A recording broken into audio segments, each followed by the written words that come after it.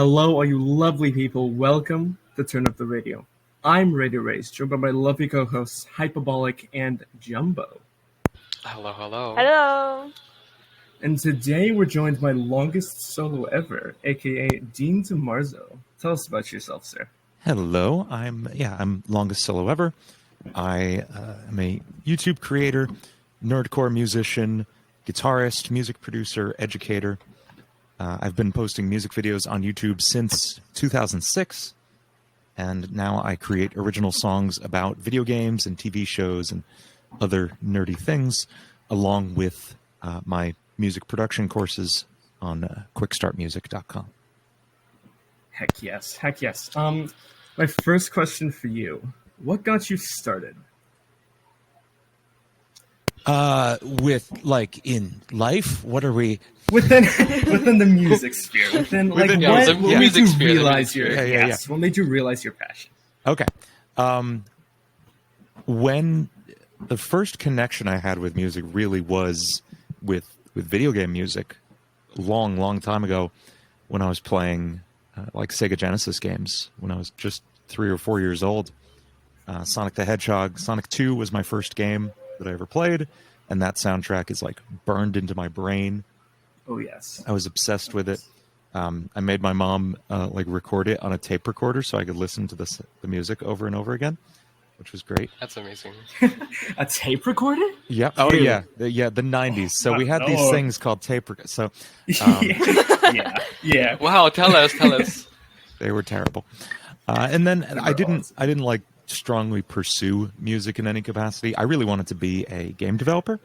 I wanted to learn to program, and I did. That was the first thing I really put a ton of time into, was learning to code, learned a few languages, and all the while kind of tinkering with music on the side. I would download MIDIs from VGmusic.com, where they had like the MIDIs from every single game ever at the time. Oh, they still do. Wait. That site still exists. It's great. Yeah, you showed that on stream once, right? I probably did. Like it looks exactly the same exactly as it did the in the same. 90s. Mm-hmm. It's amazing. I love sites that just are still just the plainest HTML. It's amazing. I personally do not. That's fair. There's a nostalgia in it for me. Yes. So, and they're much easier to code. So I would download those MIDIs and drop them into, whatever little joke of a music software I had at the time. At first it was Cakewalk. Right. Which was kind of a standard at the time. Like, as far as music production software goes, GarageBand didn't exist yet. I'm not sure FL existed yet. Pro Tools may not have either. I think Pro Tools was late 90s. This would have been mid to late 90s. So, yeah, I was throwing stuff in Cakewalk. Later on, it was GarageBand. And I would fool around. And then around 12 years old, I picked up a guitar and just kind of dropped everything else and was obsessed. Oh yes. Tell us about your game dev journey. What got you started there? Yeah, I mean, I always loved games. Even talking about what got me started with music, it was games, right? Mm-hmm. I'm a very like visual and hands-on kind of person. I really like each of those mediums, the visual art of, especially like pixel art and that kind of stuff, and the music of these video games, and also just kind of the hands-on feel.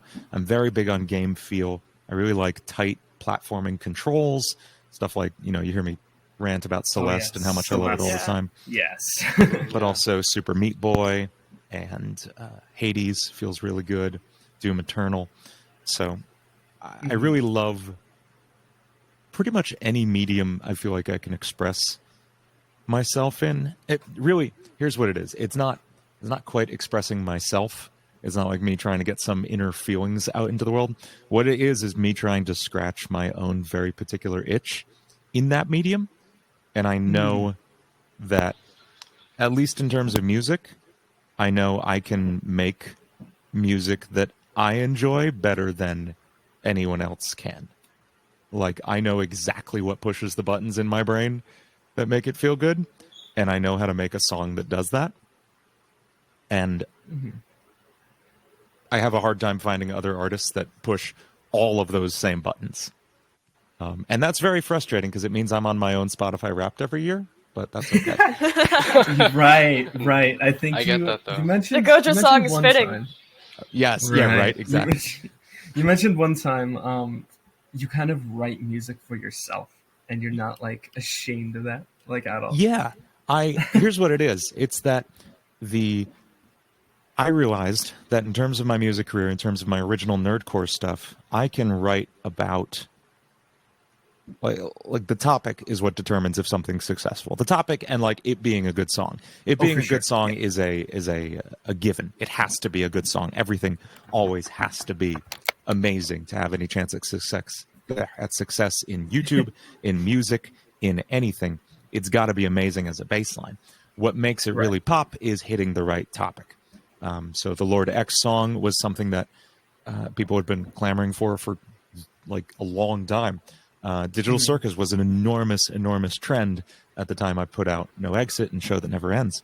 Now it seems like Has Been Hotel is in the cultural eye, and that's probably going to be my next 2 or 3 songs. I wrote like most of an Angel Dust song this morning. That's going to be really good. I think the lyrics is going to be the fun part. It's honestly like I got through most of it, and it's not because I'm trying not to make it too, not safe for work. Because Angel Dust is inherently that. And what it comes down to as a song, that one is going to be like more about his redemption arc and his like attempts at changing. So it's going to be good. It's very show? That's probably a better approach. That's exciting. It's going to be fun. So anyway, I can, as long as I write about a popular topic, the song, and the song's really good, it can do really well. And I truly don't care what I'm writing about. Not in like a, whatever, but like I can find something to enjoy in any topic. I can find something to connect with in any topic, largely speaking. It has been, I mean, you have these great either villains or like, I mean, I write about evil characters really well, which is really good for a show all about demons. Right. So Vox is definitely getting a song. Alistair is definitely getting a song. And I wasn't planning on making one for Angel Dust, but this like synth wavy kind of beat came to me, and I don't know. It just like it was very clear that it was going to be that character. Oh, for sure. So I haven't seen Has Been Hotel quite yet, but I do. I've seen the pilot, and I do think synthwave does work really well for that character. Yeah, I think synthwave and my usual like Angel Dust is getting a synthwave song. It's kind of like the Weekend-y sort of. It's very The Weekend. What am I saying? I'm ripping them off. Right. Vox's song is like on the Overthrown line of things. And then I don't know what we're gonna do for Alistair. I want to do Electro Swing, but after seeing the actual Electro Swing song he sang in the show, I feel like that would be too obvious. But anyway, what I started with this was I realized that as long as I hit the topic, it's good. So that means the music itself can just be for me. It can just be whatever I think is going to be the most fun to do with it, and that makes my job very fun. Totally makes a lot of sense, for sure. It's sort of that overlap, sort of like, like you mentioned with, like, it's got to be a popular topic. And, yes. Like, all that. Yeah, so to clarify, the overlap is something I talk about a lot in, actually on the MagFest panel that I did with Family Jewels and Toxic and Lil V. We talked a lot about this. Jules put it in the context of what I guess is the American kind of watering down of the Japanese concept of ikigai, which is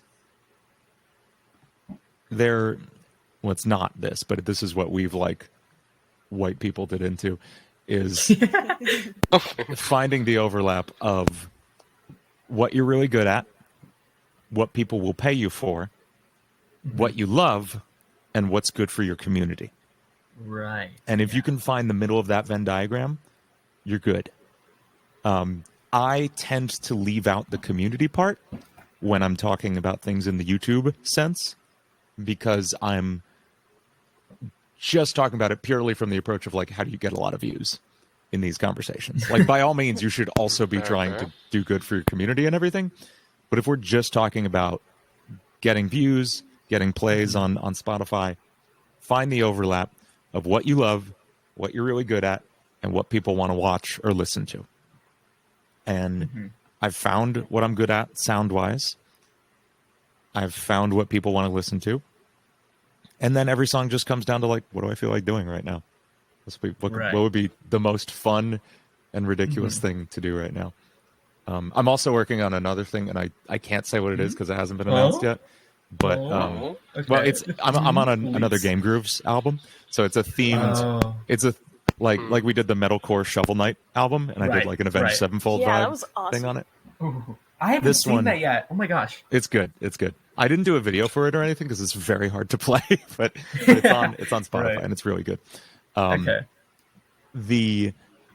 This is another like this game in this genre, and I had the opportunity to do the funniest possible thing with it, and I really, really enjoy what I did with it. So, oh my gosh, that's exciting. Team finally hits the gritty on camera. Yes. Finally. No, I don't think there's video for live this one either, but yes, exactly.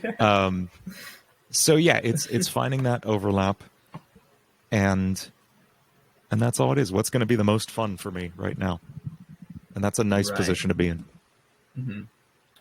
I'm trying to think about. I do have something to ask. Yeah. So you've been talking about starting up a Monday, Wednesday, Friday stream schedule. What is that going to look like? Exhausting. No. True. Painful. It's so yeah. I am always thinking and talking about YouTube strategy and content creation business in general. I admin one of the largest YouTuber Discords as well, the r/partnered YouTube Discord. And it's really, if you're a monetized YouTuber, I highly recommend joining. It's like 4,000 members. Only monetized YouTubers are allowed in. So it skips past all the very basic, like, how do I get views conversations, which like are very valid conversations to have, but when it's the only conversation you're having, it's not helpful when you want to go from like, okay, I'm getting 2 million views a month. How do I get to 20 million views a month? Because that's a different conversation. So when I'm talking about this, when I'm thinking about this, I'm looking at what other people are doing. There's a channel called Pirate Software that's really popped off in the last 3 months. Oh my gosh, yes, I love it. Thor Thor is killing it. And there's a lot of things he's doing that kind of inspired me to try some new stuff. He's a software developer, but he also just seems to give just like general life advice. Dude has had a wild life. I was just watching his interview on Healthy Gamer. Definitely recommend watching it. But he runs a ferret rescue on the side with like the YouTube money he gets. It's crazy, dude. Crazy. Awesome. He seems like a good dude. So I watched a few of his streams. Not all the way through because he streams literally 12 hours a day, like every day. Yeah. I'm not doing that. Exhausting. Insane. It's insane. And his meta right now is stream all day, every day, and then have his editors cut up as many shorts as they can and just post those nonstop. Yes. To YouTube Shorts, TikTok, all that. Yeah, shorts are crazy. Yeah, and they get a ton of views, and they drive viewership to his lives. And his live streams have like 1,500, 2,000 concurrent viewers, which is crazy.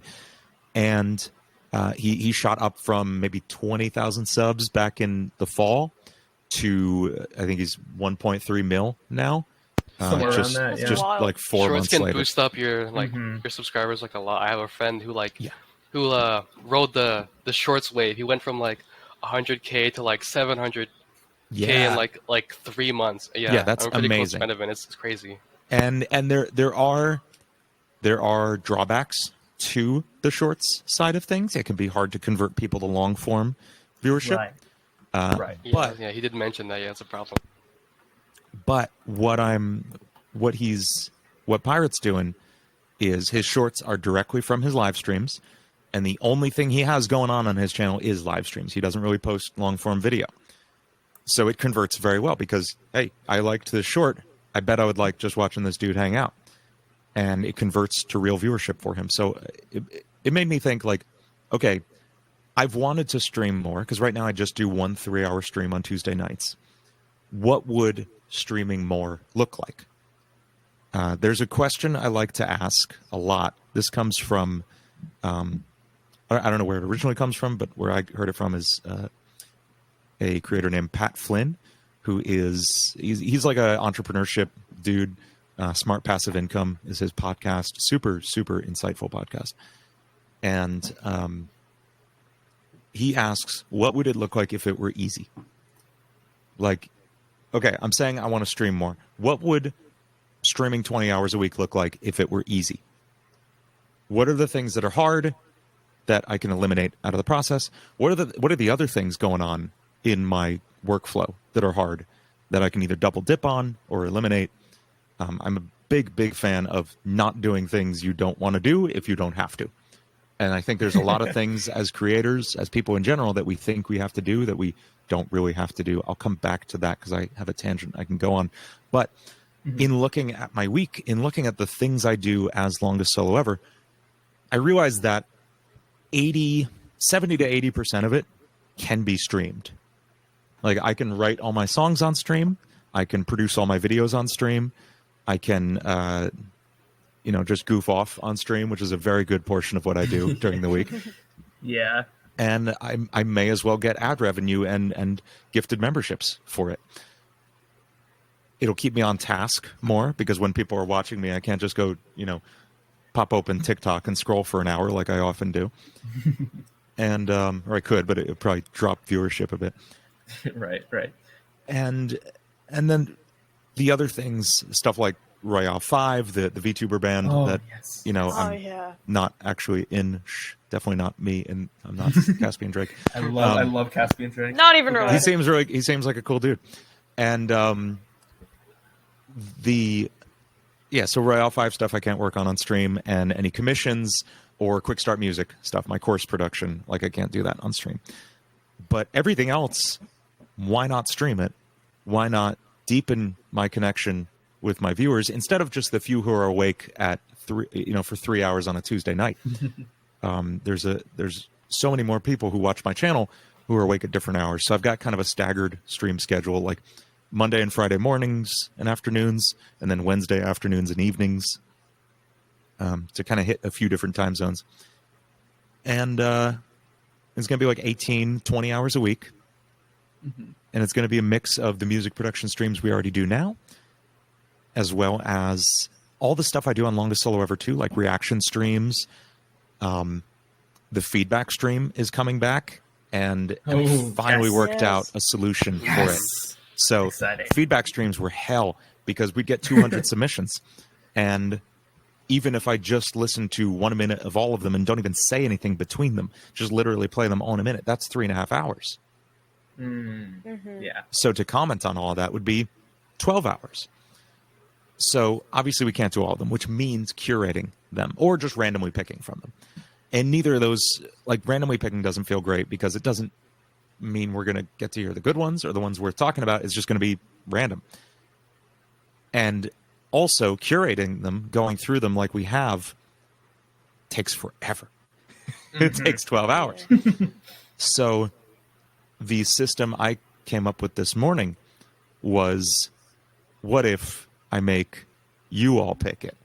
What if it's a voting system? Democracy. Yes. Yeah.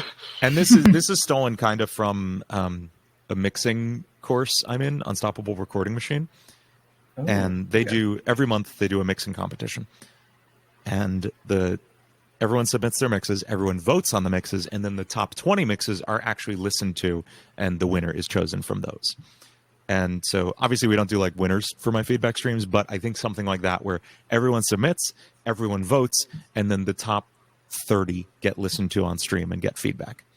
And the point someone I was talking to made was, you should clarify that an upvote does not necessarily just mean this song is amazing.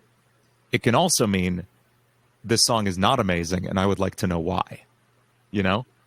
Like, Yes. you want That is a good point. critique on these. So something that's interestingly bad should also get an upvote. So as long as I make it super clear that that's going to be the case, I think that'll be good for feedback streams.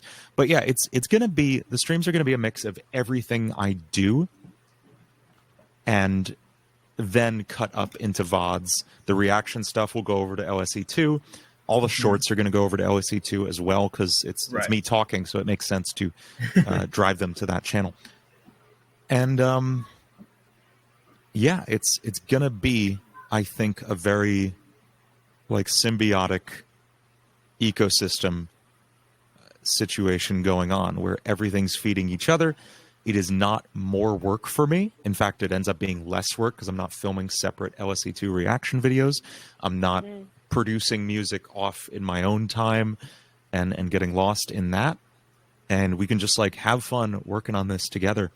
I started writing a tweet this morning and I didn't finish the thread, but the gist of it was, I think one of the best things you can do as a creative is to share your process as much as possible, because when you do, you build a connection with your audience better, because you guys have all seen how I make music, which like makes it more of a connection to it. You know, there's like fun inside jokes from, you know, everyone saying just 2 saw waves about every single one of my synths, and we wouldn't know that. We wouldn't have that joke. I probably wouldn't have even thought of it as a thing, a pattern, if I wasn't always making these songs on stream. And it also builds your connection with other creators, your peers, like sharing, having these conversations. I'm always in the Game Grooves Discord, and I'm on Twitter, just talking with other people, and in DMs, just like talking about like their mixes and how to get this sound or what kind of vibes this song should go for, video production process, how I approach like YouTube strategy. I love talking about this because it makes me think about it more. I get someone else's viewpoint on it, and it brings you closer with other people who are like you, and that's like the best thing we can ask for. Right. Definitely. For sure.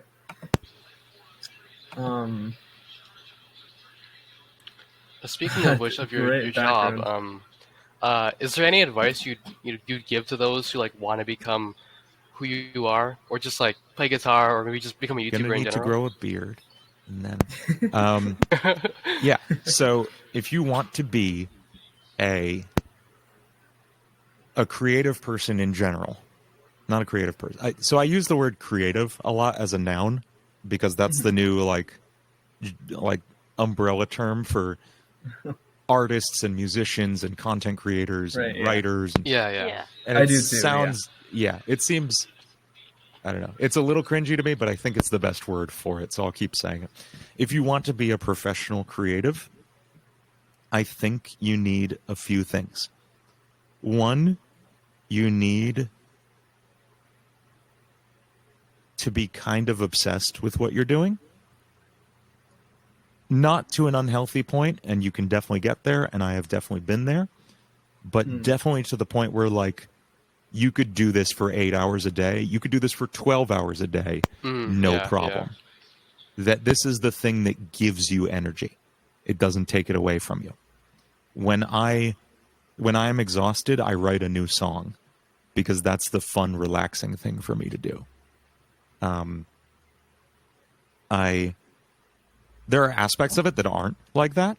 Like sometimes video creation is not like that for me. Very often communicating with people is not that for me. So like if I ever dip out of the Discord for like days at a time, it's that I'm super burnt out. Like this week I wasn't really active. And my DMs just pile up. So but find the thing, I would imagine. The nugget at the center of it that you can be obsessed with, and for me that's like music production and songwriting. And if you have that, good. The next thing you need is self-awareness, because I have seen so many people in so many different disciplines just banging their head against the same wall for decades. I mean, I will see people in like the YouTubers Discord and saying, I have posted 1,400 videos over the last 10 years, and I have 27 subscribers. What am I doing wrong? And you go look at their channel, and it's the same, like, zero commentary, screen cap Let's Play with the Hypercam 2 watermark on it. Oh my God. And the music only in the left ear. And, like, Right. and the titles are all, like, June 22nd, 2013. They don't even mention the game name in there. Like, it's, you have to be able to look at what you're doing and look at what other people are doing and figure out how to get from point A to point B. Look at what they're doing in terms of thumbnails, in terms of titles, in terms of topics they're choosing, in terms of actual video production and song production. You have to be able to listen to your songs and go, okay, this kind of sounds like crap. Why? Let's figure out why. And you will always be doing that, even if it's on a smaller scale. I still will listen to a mix I'm doing and like, okay, this sounds 1,000 times better than what I would do 5 years ago, but, you know, the guitar tone kind of sucks. What can I do about that? And then spend some time on that. And be able to look at mine and then pull up a mix from, like, right now I'm referencing My Chemical Romance track and be like, okay, why does his guitar sound like that and my guitar does not? Right. And you have to have that self-awareness there to be able to even say in the first place, this is not perfect. How can I inch towards perfect? The next thing you need is to accept that you'll never be perfect. Because as I was saying that, I was like, wait, no, don't do that. Because perfection is the enemy of finished. Nothing will ever be perfect. Nothing you do will ever be perfect. And getting from 0 to 95% takes about the same amount of time as getting from 95% to 98%. So I just stop around 80 and call it a day and move on to the next thing. Because I will finish 1,000 tracks in the time it takes someone to finish 10 if they're aiming for perfect. And my 1,000th track will be 1,000,000 times better than their 10th perfect track. Because I've been through that loop of completing something over and over and over again. Even though my 80% is way better than their 100% at that point. Right. Yeah, because you learn something from every track you finish. Exactly. Exactly. Yeah. Tying into your last point about, like, I guess, would you say, like, saying your self-awareness sort of thing? Normally, I would say don't beat yourself up, don't put yourself down. But if you constructively do it in a way, like, instead of just like saying, "Oh, this track sucks," and then moving on. Yeah, I shouldn't have phrased it like that. It is a fine line. But why? Yeah, it is. It is a fine line, and I guess it's hard to put into words, but you have to develop. Okay, here's what it is. You have to develop your taste, is what it is. Right. You have to develop taste and be able to apply that taste to your own work. There's a quote by Ira Glass that I don't remember the full thing off the top of my head, but the core of it is that for the most part, as a creative, your taste is going to develop first, and then your skill is going to develop. You will get a sense of like what a good video looks like, what a good song sounds like, what a good piece of art looks like, but you can't do it yet. And this is the gap. That gap between those things causes a lot of people pain at first. And it causes a lot of people to quit because they're like, you know, this is what art is supposed to look like, and I am terrible at this. and they can't conceptualize. You have to make a lot of terrible things to get yourself to that point where you can meet other people's quality levels. But some people don't perceive the gap. They don't see it at all. And instead of now having a direction to go, they just say, "Oh, I'm here. This is great. Why doesn't anybody like this? It's perfect." You know? So they don't develop the taste. They don't gather a sense of what is, for lack of a better word, popular. Not that you have to cater to the whims of what is popular, but to a certain degree, if you want other people to watch your videos, if you want other people to listen to your music, you need to think about what other people like and preferably find an overlap between those two things, you and them. I guess sort of what you're saying is like, it's important to sort of see the peak of the mountain before climbing it. Yeah. Because otherwise you're going to fall into the valley instead. Mm-hmm. If you go up without a map and without even really looking up at all. Right. You just start walking. And if you don't look up, you're not going to know you're not at the top. You're going to be like, oh, I'm here. Exactly. And who knows, you might just walk off a cliff. Absolutely. Yeah, this metaphor is getting confusing. But yes. But yeah, absolutely. It takes really understanding what you're aiming for, and that is another thing that is something I am honestly surprised to see as often as I do, because it's something that never I can't imagine having not happened for me, which is I see so many people trying to make music who don't listen to music, who have never listened to music in any active capacity. I feel like that's really big within the Friday Night Funkin' scene. Yeah. Oh, yeah. Yes. Oh my god, Exactly. we just lost all of our viewers. Yep. But I see it a lot, and it's a conversation I have a lot. Anytime I'm giving feedback, I'm like, hey, what are you going for here? What's your inspiration on this? What kind of song are you trying to make? Are there any artists you really like that you'd like this to sound like? Are there any artists you really like at all? Are there any songs that inspired this? Because for every one of my songs, there is at least one song that is the direct inspiration for it, if not a few, or at least an artist in general. And you can trace it. Sometimes it's super, super obvious. Like Bring Her to Me was My Chemical Romance. Yes. Ink Demon Is Coming was like Corpse Husband funk stuff. Yes. End of All Things was just the Sonic Frontiers soundtrack.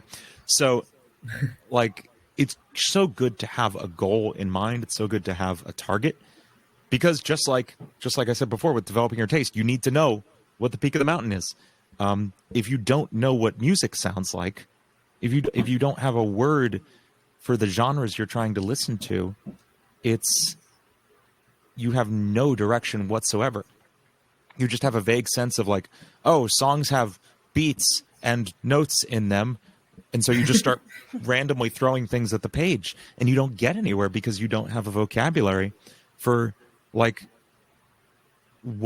anything is. Not that you have to make something that's directly exactly something. It's always going to get filtered through your own experience and your own creativity. Like No Exit was my version of Stupendium's Ad Infinitum. It does not sound anything like Ad Infinitum in terms of genre. It's like a electro swing deep house fusion track. Whereas Ad Infinitum is like insane hardcore electro house. And they're not the same tempo or style or anything, but people still say this reminds me of Ad Infinitum. And that's because there's something else at the core of it, in the spirit of it. And so it's, yeah, you gotta listen to music, and you gotta have a passion for it if you want to make it. Right. And I've seen a lot of people say all FNF music really just sounds the same, like samey. It does. And I think the reason right. And I think the reason for that though is it's sort of like a snake eating its own tail, for lack of a better thing. Like FNF composers get inspiration from other FNF composers, and not I don't want to disparage the entire FNF community any more than I already have, which is a lot. But right. No, it is a pattern I noticed. I think it started to get better as I left the scene, but before that, there was definitely a period of stagnation where it was almost like, and this sounds crazy to say because it was only 2 years, but it felt like there was a next generation of FNF composers. Like we had a few waves, You had obviously Kawhi, who was the progenitor of the whole universe of it, and then you had your first wave of Rosebud and BB Panzu and Cade, and and then we had this second wave with Saster and so many other people, Saruki, and then it feels like there was this third wave of people who had only listened to those first two waves. They were probably kids who came of age, woke up into their music listening selves, and like I latched onto Linkin Park and Deftones and Avenged Sevenfold and stuff at that age. They latched onto Friday Night Funkin' mods, and that's fine. I'm glad they're passionate about it, but the thing is, it's hard to put this in a way that's not disparaging of any of the people in the scene, but it should be said that there's something I'd consider like AAA music in the way that there's AAA games, There's music that's produced by the music industry, by major labels, in major studios, by professional artists with teams of songwriters and producers who make millions of dollars doing this. Right. And I'm not saying I would always rather listen to the music they make. Like most of the music I listen to right now is not, from a major label. But it's important to listen to it and learn from it. Right. Because specifically like pop music, right? There's a reason why it's popular, and there's a reason why it's popular. There are, I don't want to say there's rules because there's not, but there are definitely guidelines for what will make for an enjoyable song. There are guidelines in terms of melodic contour, in terms of mixing, in terms of sound choice, in terms of drum beats, in terms of structure of songs, where you put your verse, chorus, and how many measures each are. And there are traditions. I don't like that word. There are things we've found that work, that people really like, that due to some fundamental nature, they hack the brain in a very successful way. It's kind of like unspoken rules. Yeah, a lot of unspoken rules that amateur producers do not know. Mm-hmm. And there are ones who do, like Saruki is an amazing producer. Saster is an amazing producer. But you have a lot of Friday Night Funkin' songs that got pretty big that I would not say are on the level of major label production. Mm-hmm. And when those are the only things you've listened to, now you've got a, what is it, Plato's Cave, right? I don't want to get the wrong, or is it Aristotle? Yeah, Plato. Basically, okay, so I'm going to get, Greek philosophy on you here, but oh no. Plato cave. Yeah, Plato had the allegory of the cave, which is, imagine there's a group of people who were born and raised stuck in a cave, chained in a line, looking at the wall. And the only thing they can see is their shadows on the wall cast by the fire behind them. And that's all they know in their entire life. Someone who suddenly is able to get up, they're freed, and walk out of the cave is going to be blinded at first, but then they will see so many things they could never have even conceptualized, so many things they didn't know. And when they go back to tell those people in the cave, like, holy crap, dude, you guys got to see oceans. You got to see flowers, man. They're crazy. There are these things, and there's petals sticking off of them. And these people who have only ever seen shadows on a wall are going to be like, you are insane. What the hell are you talking about? That sounds terrible. I'm going to keep looking at these shadows. And And that is how I feel sometimes I feel like I'm a little old man yells at cloud when I'm trying to explain to younger producers that, like, hey, I know you like this, but I bet if you took a bit of time to listen to music with more of a pop song structure instead of the same 4 chords for 6 minutes, you might learn to like that better and find more deeper appreciation in it. Right. And so when I hear these, 40-minute triple trouble extensions that are just the chord progression the entire time, finalist I'm just like 14 minutes. Yeah, like, please, you can have 40-minute songs. We can go listen to Tubular Bells, man. Mike Oldfield has you covered. But it's 40 minutes of exploration through a wide array of sounds and textures. It's not just the same Genesis bass line for almost an hour. Gosh, and yes. So it's not me trying to say, like, this is bad. It's just me trying to say, like, open up a little bit more to more things out there, because there's so much music out there. And when you've only been listening, I'm not even saying go listen to pop music. Go listen to folk music and like music from around the world and everything in between, independent music in other genres outside of FNF. The more things you expose yourself to creatively, the better work you will make, the better artwork you will make. Right. I firmly believe that. Mm-hmm. And I definitely, I think that's much better than my snake eating its own tail analogy. But well, it was a bit of that too. It was a bit of that too. When every single song had the same down down down down down down down down down down down down Genesis bass, like that's every single song released in like late 2022. Right. And you mentioned, since we're on the topic of inspiration, what are your biggest inspirations in music, in really anything? In music, it goes so wide. Like guitar, for the longest time, it was like really shreddy guitar players.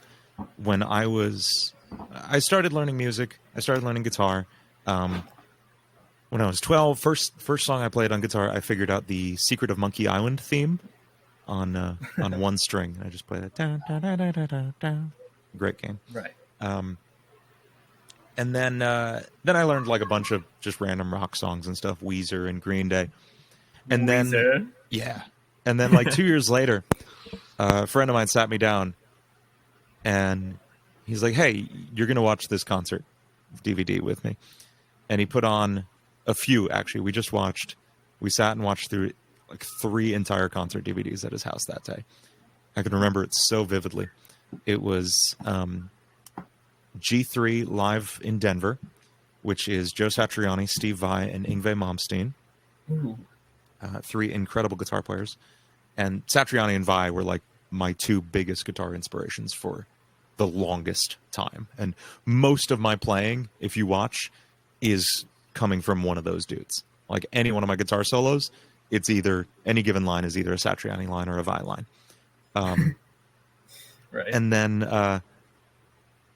we watched Dream Theater live in Budokan? I don't know. A Dream Theater live concert. And John Petrucci is incredible in that, and Jonathan Myung on bass, and Jordan Rudess on keyboard. Like, it just opened my eyes up to like, oh, all these instruments can be played to such an insane level. And I think looking back, the Dream Theater one affected me more than I realized. Not that I'm a huge fan of Dream Theater. They're cool. But just seeing all those instruments, Mike Portnoy on drums, like seeing how far each of those instruments could be taken was a big moment for me of being like, oh, that's the ceiling. I didn't know that. Okay, let's go there. And I just started practicing like crazy on all those instruments. And I would get home, talk to my mom for like 5 minutes, and then go downstairs and practice music for like, 6 hours every single night. And it was just nonstop. And so yeah, it would be those shreddy guys, a lot of like instrumental metal, Joe Satriani, Steve Vai, sure. Dream Theater's not instrumental, but you know. Mm-hmm. And then later on, it's just been all over the place. I studied a ton of jazz in college. So you got Chick Corea, Herbie Hancock, George Benson, Wes Montgomery. So many amazing people in there. Oz Noy is a guitarist who really influenced my like clean and funk playing, and also my soloing stuff, like a lot of bluesy jazz stuff in there. Mm-hmm. And then after college, and then junior year of college, an EP called "Scary Monsters and Nice Sprites" dropped by That's Skrillex. An awesome name. What? And that was Skrillex's first EP. I have never heard of that before, but that is beautiful. Wow. That was so Scary Monsters and Nice Sprites is the track that started like dubstep in the popular eye. It is the progenitor of all that. Well, it's between that and his remix of Benny Benassi's Cinema. But it's mostly Scary Monsters and Nice Sprites. It's still an amazing track. Like beautiful melody, insane dubstep breakdown with the craziest sound design you've ever heard, and like the single best like pre-drop sample. The yes, oh my god, that thing is great. And yeah, so that came out. I got really into like heavy EDM production, and so that's probably where a lot of my like heavier bass sound electronic stuff comes from. Intruder, Overthrown. It definitely could be traced back to listening to Skrillex and Excision, Boys Noise. Who else? Also like French house producers like Daft Punk, Sebastian, Justice, everyone in that scene. Kavinsky on the synthwave side of things. Kavinsky's like the father of modern synthwave too. His album Outrun is like the genre was literally called Outrun for a while because that album just like defined it so much. Right. So those are all of that. And now in today's day, like every track has different inspirations, but my biggest my biggest inspiration is just like what would get me super psyched right now? What can I have fun with right now? Oh yes. And so it really depends on the day. Like today it was synthwave. Sometimes it's Mick Gordon's Doom soundtrack when I was doing All I Know Is Slay. It can be anything. So I guess you really don't have like a sort of like, I guess you don't really have like a I don't have a sound sort of inspiration. I don't have a defined, like, it's funny. I tell people I was just having a conversation with someone today that they were asking why a track they had released hadn't popped off. And I was like, it's super different from, you've had a few huge hits and you're known in the scene for this sound. And this track you just dropped sounds nothing like that at all. Ah, yes. And that's why it didn't pop. And as I was saying it, it was 100% good advice for them. And I also realized my last 3 tracks were like electro swing, deep house fusion, ska, and new jack swing, 90s R&B. And totally now I'm working on a synthwave like pop song. So obviously it's not a thing for me. The shoe does not fit for you, but it does not. It does not. But I think there's still some underlying spirit in all of it. And I find those are the artists I like the best, are the ones who can touch on a lot of different things. Right. And still be them. Like this is maybe a bad example, but like Weird Al Yankovic can make any genre he wants, and it's Weird Al. It's Weird Al. Mm-hmm. And to a less ridiculous degree, Devin Townsend is another one who he's really big in like the prog metal side of things. Right. He was Steve Vai's singer back in the 90s or late 80s. He is the single greatest metal vocalist of all time, I'm pretty sure. His screams are insane. His clean singing is insane. His gritty singing is insane.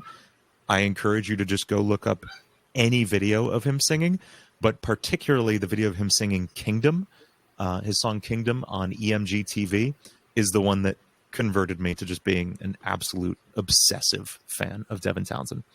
And he makes everything from the heaviest deathcore you will hear to like straight up pop songs and orchestral polka, and like he is truly makes the most insane stuff. He has a beautiful, like, calm, all clean guitar album where he's just playing like echoey clean guitar and singing. Like, he is such a wide ranging, incredibly creative person. So did you just say orchestral polka? I mean, I don't know if that's a good word for it. I was gonna say what? It's he has a lot of songs that are very hard to explain. That's crazy. Okay, go on. Sorry, but yeah, not that I am thinking that I'm some genius on the level of people like that, but I'd like to think that there's something connecting all my songs under the surface, under the trappings of genre. Right. That Two saw waves. It honestly, yeah. As long as there's two saw waves at the core, it's good. Hey, a show that never ends didn't have any. No saw waves in that. Yeah. We're proud of you, Dean. Yes. We're proud Let's of you. go. And no, I guess what I'm getting is like you like artists with a lot of variety, but with a signature. Yeah. Right. And sometimes that signature isn't definable. Sometimes it's something unspoken, undetectable. But as long as you're, I mean, maybe whatever it is also whatever connects all the reasons I like all my songs. Like, you know, Overthrown and The End of All Things scratch very different parts of my brain, but they're both still songs I love. So there's got to be something in common between them. And I guess I've just found a lot of people who also like whatever that common thing is that can't be defined. Mm-hmm. Yeah. For sure. So, Dean, when did you write your first original song? Ooh. Man, I was writing instrumental stuff all through high school. It was okay. It wasn't crazy. Hey, we got to start somewhere, right? Yeah. But to I guess put like an actual thing on it. My first like originals that I really, for sure, my first originals that I wrote lyrics to and felt like really good about being complete in. I wrote a bunch of songs for my band in high school. They were not good, but in college I wrote for my senior project, my like capstone project. We had to write and record and produce and mix and master and release a full album. Ooh. So I wrote an 8-track album, I think, that is technically out there, but is not easy to find. I might like properly master it and put it out somewhere. Yeah, we're gonna put it in the description, guys. Totally. I think half of it is technically out there and the other half isn't. But I have the whole thing. Maybe I'll release that someday. There were like I think 4 instrumental tracks and 4 vocal tracks on that, and so those were my first like attempt at writing really original songs in styles that I liked. But as far as like the modern era, Dread was the first one I wrote. Ooh. When did that come out? That was a while, like 2021. I mean, it was right after Metroid Dread came out, so it was definitely a while ago. Yeah. 2021. Oh, I knew it. 3.5 years ago. 2.5 years ago. 3, one of those. Where did time go? 3.5. Yeah, I know. And that was fine. I don't. I consider Intruder my first like real longest solo ever original song. Mm-hmm. Dread was like a transitional moment. Right. Dread was me seeing what it felt like to step outside Friday Night Funkin' for the first time in years. Mm-hmm. Seeing what it felt like to write a song with lyrics, because I hadn't done that in forever. I guess you were sort of like dipping your toes in the water, right? Yeah, exactly. Yeah, we'll say that, like testing the waters. And And I kind of knew that nerdcore was a thing. I'd been introduced to DA Games and Oreo's music years ago by one of my students, which is wild now that I'm working with Oreo. I want to like reach out to him and be like, "Hey, look what I'm doing," but that feels mean on some level. It's like bragging, like, "Hey, I'm doing this now." It doesn't feel great. So, but I hope he's seen that because I think he would find it cool. But right, yeah, like Intruder. I knew nerdcore was a thing. Intruder was my first conscious moment of like, I am going to. I don't know why I'm playing with a capo right now. I don't know if you're going to put video on this, but I don't know. There's a capo on my desk and I'm fidgeting with it. Awesome capo. Yeah, likely not. So, Intruder was the first time I sat down and was like, okay, I am going to try to make the jump over to original nerdcore music with DA Games and Stupendium and Living Tombstone being the model for it. I had just covered This Comes From Inside, their Security Breach FNAF song, Living Tombstone, and also Build Our Machine, DA Games. So, yes. like, I was familiar with the landscape, vaguely, but not in the way I am now, and it's so... The anime side of it, things are so different in the hip-hop world of it. It's crazy, yeah. Yeah, it feels like a whole different thing. A whole different thing, yeah. The contrast is like... The not way... Not really something you would think. Yeah, the way they approach inhabiting the character feels very different from how, like, I do, from how Oreo does, or DA. It's very interesting. Not that anyone's better or worse. It's just such a different, like, mindset that I'm having trouble clicking into, but I'm enjoying listening to it. So, yeah, Intruder was the first conscious effort at it, and then what did I do after that? What was after Intruder? Shoot, what was after Intruder? Right? Oh my gosh, wait, I think it was Play With Me. It was Play With Yeah, Me. it was Play With Me, of course. The one I joined on. Yes. So, yeah, so doing those two, and then both of those blew up, thankfully. And this is really important, and I can talk about exactly why they blew up and why I was confident they would. Because this is the other overlap I talk about, and I need different names for them. But here's what I would call it, is a lot of the time when people try to switch niches, when people go from making videos about, Five Nights at Freddy's to making videos about personal finance, like, none of your viewers are going to carry over. You can't just change niches like that. You have to niche out and niche up. So I was in the Friday Night Funkin' niche, which is part of the greater niche of people who like songs written about things they know. Because all the popular Friday Night Funkin' mods were like about a game or a TV show or something, right? Sonic.exe was not originally from Friday Night Funkin'. So I looked at what was popular in Friday Night Funkin'. I said, okay, if I can write songs about these things, but make them lyrical for the broader audience so that they can capture not just people who like the sound of boyfriend beeping and booping over things, but people who like this genre of music, these topics, in a larger context.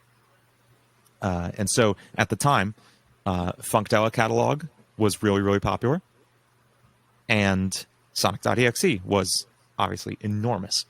And so those were my first two topics. And then after that was All I Know Is Slay, which didn't perform well because there was no Friday Night Funkin' mod about it, and it wasn't really popular. Right. The One Who Waits, which did okay, but not great, because again, not a big mod around it. Hypno's Lullaby comes out. I write Hypnosis. Boom, goes huge. Bring Her to Me didn't do great. Wasn't really in the right place. It's done good since then, but it wasn't a hit at the time. Same with The Ink Demon Is Coming Hide. Bendy was not among the FNF crowd. Undefeatable, on the other hand, there's a lot of Sonic overlap, and that the cover of that did really well. And that's why The End of All Things did really well, too. Overthrown, I had a big audience with Mandela already, and it did great. These halls see all. Doors wasn't huge with Friday Night Funkin', as far as I know, right? Right. It wasn't. Yeah, it so wasn't even huge. though I had Try Hard Ninja on that, it didn't pop off.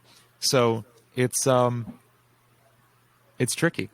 No More did well because again, Lost Silver was big. Tricky. Oh, Tricky. damn Like, it. Oh my god. Oh my god. look Get what this you've guy done. out. I thought it, but I didn't done say it. Here. He's leaving right We're now. done with this interview. Leaving the interview. Cancelled. So not that I have to stick to Friday Night Funkin' stuff forever. Like, for example, Digital Circus. I don't know what's going on in Friday Night Funkin', but I don't think there's a big Digital Circus mod. I probably would have seen it. Yeah. But that I don't is think there was. literally my biggest songs of all time are No Exit and Show That Never Ends. They're already my top 2 on Spotify and being my most recent songs. Are You Listening is doing pretty damn good, but not amazing. It's not blowing everything else away. Right. So it seems like maybe I've kind of moved past that audience and into a new, larger one, which is good. That's the end goal I wanted. Sort of going into the end game of this interview, if you will. Let's talk about your guitars. Ooh. How many do you have? Okay, hang on. And better yet, did you name them? Okay, so my wife has named them, and then we forgot the names. This is so sad. Yeah, I don't have names for them. I'm not We're like going to name one um, Gentbot for you. I would like to get a Gentbot guitar and have that be. Oh, you know, yes. That would be so cool. Yes. Dude. yeah, that would be fun. But I don't like personify my guitars the way some like they don't have, you know, I don't refer to them as like she like some weird dudes do. Right. The truck. Some Like, people they talk about their truck. refer Yeah, to exactly. their computers Yeah. as yeah. Yeah, I don't. This I don't is my personify beloved them child. Do not in touch that way. her. They are like I have sentimental attachment to them for sure. I have my great grandpa's guitar in the closet there. That was the very first guitar I ever played. Okay. Awesome. But I don't. So I have sentimental value to them, but I don't like personify them in that way. I see them as tools. But let Pro me. Tools, even? Oh, Oh my god. let me see. Because I wrote it out in the Discord a few months ago. Oh. Oh no. 5 I'm hours gonna find later, it. guys. Here we go. Okay. I got it. Let me just count real quick. 1, 2.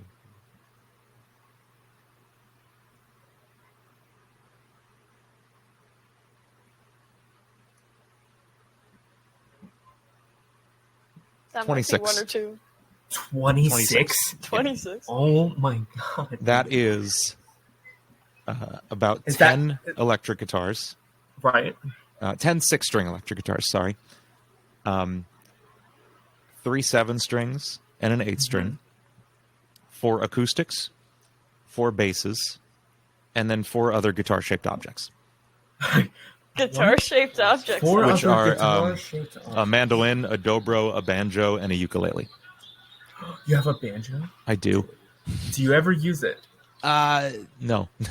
Well, actually, Where that's is not Are true. You Listening banjo cover right now? Right. No, I used to play a lot of off-Broadway shows, and on those Right. you will have to, like, literally, I was playing Bonnie and Clyde, and I had an acoustic, an electric, and all those instruments I just listed for you. Dude. So I had 6 guitars next to me that I had to switch between mid-song often. Oh. Pain. It was You crazy. just had a banjo That's crazy. on hand. That is Yes, crazy. at all times for like 2 notes. Right. Right. So Where's the kazooie? Stop this. I don't own a kazoo. Yeah, but all those guitars, each of them, for the most part, at least, serves a very distinct purpose. Like, I know you may not be using the video in this, but like this Jericho 7-string has what's called an Evertune bridge on it, which means it physically cannot go out of tune, no matter Right. how hard I hit it. Oh, that's really cool. Naturally, That's on a actually guitar, pretty when cool. you pluck a string really hard, it'll bow for a second. It'll go like wow, because plucking it actually bends the string and increases the tension, causing the pitch to bow upward. This guitar does not do it. And I pick so hard to get all the tone out of the strings that on a normal guitar, it would actually record really sharp. What a lot of players will do is tune their guitars flat just for that note while they record it. But this guitar, you don't have to do that. You can just hit it super hard all day. But it's a monster to tune because you need a separate key to tune it, and it takes forever. Changing strings is hell on it, and the tone isn't amazing for everything. It can be a little, I don't know. It's not versatile for my tastes. So I use it for specific situations where I need to be really low tuned and super in tune. For other things, like I have an all-purpose guitar, which is my Carvin 7-string. The Carvin, yes. Where did you get the Carvin? Where did you get that from? I ordered it from Carvin. It's a custom order. Yes. Yeah, they are a custom shop. They only do like one-off orders, and they're super affordable for like an American-made, hand-built, custom-built guitar in the mid-thousands. Like that is not bad at all. Okay, yeah, that's actually pretty damn good. Yeah, like that's obviously like a lot of money. I recognize that, but when there are production model guitars, like my Strandberg, my 8-string, this was $2,200, and this is not a custom guitar, and this was made in Indonesia. So that body shape is really pretty. It's crazy. I love that guitar. And again, that serves a very distinct purpose of being the only 8-string in my arsenal. Right. So every guitar I own has a purpose, whether sentimental or like functional. And I like just having all the tools at my disposal so I can get whatever sound pops into my head. Right. So there have been some allegations, if you will, that you have been cheating on FL Studio with Ableton. I don't... Yes. I don't know how to, like... That's like asking... Well, that's it, folks. We turned up the radio. That's like asking me if I'm cheating on the guy who bullied me in high school with my wife. Like, what does that even mean? It's awesome. It's awesome. Do you care to dispute this allegation? No. So it's been confirmed. Yes. Confirmed. Yes.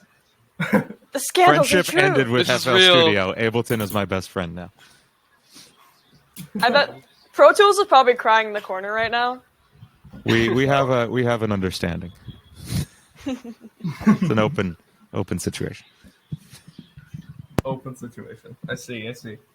Your love for the DAWs is complicated. It is. It definitely is. It's almost like you'd go to war over these DAWs. Oh my god, like I'm kidding. Well, Star Wars. DAW Wars. Oh my DAW God. Wars. DAW Wars. if you get the jump on guitar, will you do a Shadow Dean cosplay? If I what? Never mind. No, I zoned out for a second. If you get the Jump guitar, will you do a Shadow Dean? Oh yes, absolutely. Let's go! You better Let's go. send photos. Awesome. You gotta like okay, but like there is a complication there in that like what does a Shadow Dean cosplay look like that doesn't get problematic? You know? Yeah. Gray face paint. So Homestuck, I see. You pull that one story where that one girl like bathed in Sharper ink. Yes, exactly. Sharpie ink and just Okay, like, so yeah. I'll get a bottle of vodka and a bunch of gray Sharpies and ruin a bathtub. There we go. Genius. There Finally. it is. I'm telling you. You're gonna win every cosplay contest, But no, I promise. I guess Thank goodness. a big question for you. You joke a lot about FL Studio and how much you hate it and all that, but what are your full, unfiltered thoughts about the DAW? About FL Studio. Yes. I think it is very capable of creating fantastic music in the hands of a person who knows how to use it. I think I do not like the workflow. It does not fit how I think about music. I do think it is that the workflow and the UI are inherently more difficult for beginners than it needs to be. And that's it. Okay. That's it? I do also think the built-in samples and synths and stuff are pretty solid. You heard it here, folks. No, yeah. Right. I've heard the built-in stuff is really good. I think I've only used it like a couple times, but yeah, the only couple times I've heard you mention FL Studio is through like the filter of like the memes and stuff, because obviously it's funny to bully FL Studio. Yeah. And it's a bit on your channel, but it's good to hear like your true, like sort of, I don't know, unmasking of your true opinion. Good, I'm glad. Because yeah. Anyway. Yeah, I think that about wraps it up. Sounds good. Is there anything else you'd like to say to the people watching? Yes. No, just thank you for having me. Thank you to Radio. Well, thank you for joining us. And Hypa and Jumbo. Yeah, thank you for joining us. It's been great having you, man. Yeah. Awesome. Yes. Come to my stream and join Quick Start Music. Yes. Bye. True. Do that. And use code LSC to get 50% off your first month. I feel like Bill Follow Cipher, him on everything. On everything. 50% off. Bye. Bye, Gold. Bye, Gold. Thank you so much for having me. And have a wonderful day. I'll see y'all later. Yeah. See ya. You too. Bye-bye. Bye-bye. Goodbye. Bye.